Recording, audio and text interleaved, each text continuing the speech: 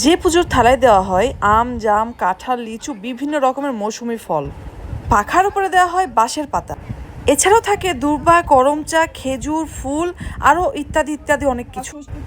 এমনকি কাঠি দিয়ে গেঁথে গেঁথে এভাবে করম চা দিয়ে বানানো হয় রথ। আজ আমি দেখাবো হিন্দু ধর্মাবলম্বীর একটি বিশেষ পূজা, জামাই ষষ্ঠী। জ্যৈষ্ঠ মাসের শুক্লপক্ষের ষষ্ঠী তিথিতে এই পূজাটা পালন করা হয়ে থাকে। বিশ্বাস করা হয় এই দিনে মা ষষ্ঠীর পূজা করলে সন্তানের মঙ্গল কামনা এবং পরিবারের সবার সুখ সমৃদ্ধি বৃদ্ধি পায়।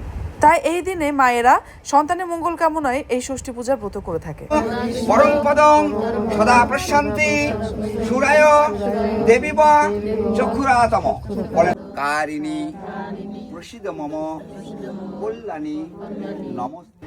এইভাবে উপোস রেখে মা ষষ্ঠীর প্রণাম মন্ত্র জপ করে অঞ্জলি দেওয়া হয়ে থাকে। প্রসিদ্ধ মম কল্যাণী নমস্তে ষষ্ঠী দেবতায় নমো নমো। এখন আবার বলেন কতজনের বলেন ষাট ষাট ষাট ষষ্ঠী দেবতায় ষাট ষাট ষাট ষাট আমার ষষ্ঠী মাতায় ষাট ষাট ষাট ষাট আমার রাধা গোবিন্দর নামে ষাট ষাট ষাট ষাট। অঞ্জলি দেওয়ার পরে বাঁশের পাতা এবং পাখার মধ্যে গঙ্গা জল দিয়ে এইভাবে ছেটানো হয়। ষাট ষাট ষাট গুরু গোবিন্দর নামে ষাট।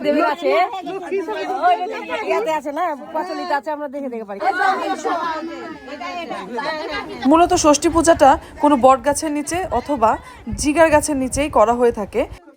এরপরে পাকা আম, দই, দুধ সবকিছু এই গাছটার মধ্যে মাখানো হয়।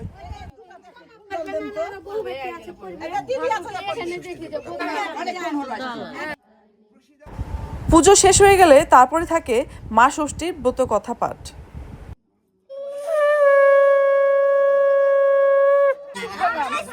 জামাই ষষ্ঠী সে ছোট বউয়ের উপর মিথ্যা অপবাদের প্রতিশোধ নেওয়ার জন্য দিন গুনছিল। এমন সময় ছোট বউ ঘর আলো করে ছেলে প্রসব করলো।